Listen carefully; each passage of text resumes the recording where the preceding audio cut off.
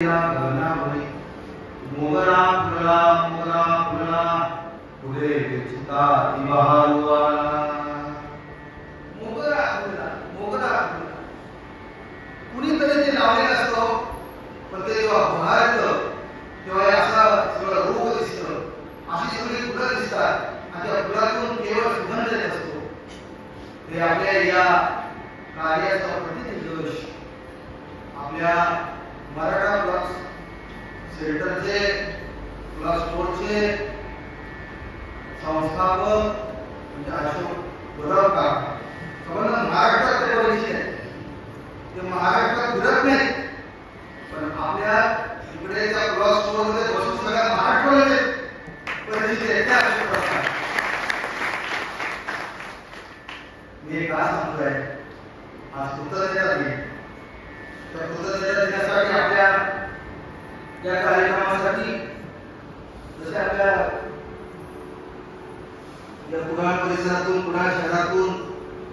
आजूबाजूच्या गावातून जशी सगळी मंडळी आपण आला तसं परिसरातून सुद्धा मग गोव्यावरून किशोर साखळकर आलेले आहेत अरुण भाऊ तेंडुलकर आलेले आहेत त्याचप्रमाणे इतर विकास पुढारकर आलेले आहेत असे अनेक मंडळी आहेत आता आपली यात्रा प्रवचन सुरू करायला आणि प्रवचनाला सुरू करायचं अगदी एक मिनिट धावत पडत तुम्हाला सर्वांना परिचित असतील मला परिचित नाही मी त्याला कधी पाहिले नाही पण असे धावत झालेले द्रोणाचार्य शाखेचे मार्गदर्शक आपले सावंत साहेब सुद्धा तिथं बघितल्याबरोबर जवळ हेच सावंत धावत झाले कृतज्ञता दिना जयाची मोक्ष मावा केने सद्गुरु सेवा भाव सद्गुरु मोक्ष पावा हे कल्पांती नभई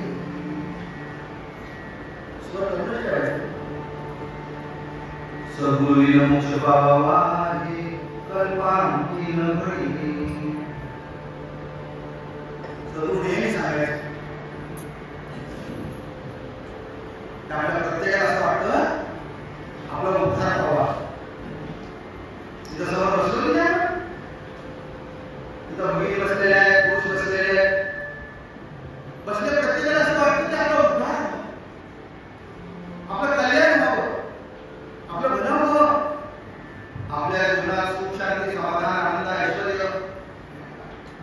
आपल्याला लाभावं तिथं बसलेल्या माझ्या भगिनींना काय वाटतं प्रत्येक भगिनीला संप्रया माझा संसार स्वतःचा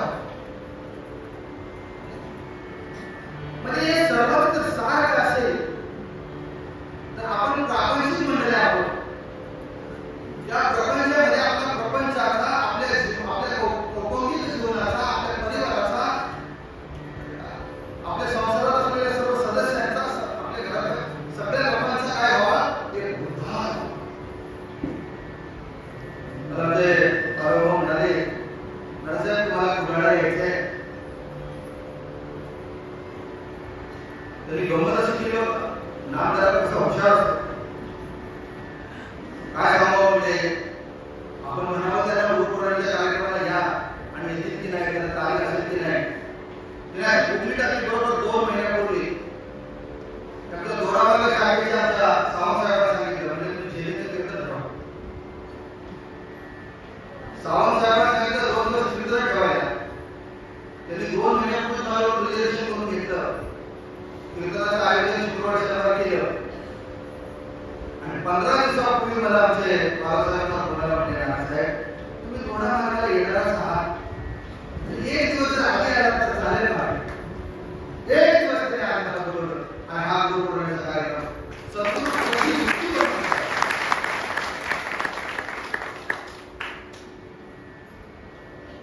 शेवटी काय असतं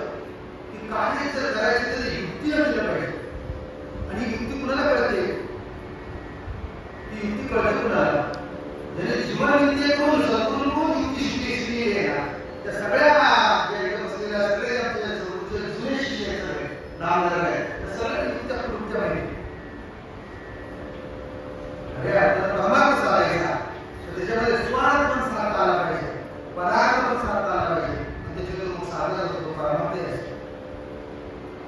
विषय काय घ्यावा म्हणजे काय सांगा तुम्ही आपल्या मंडळीने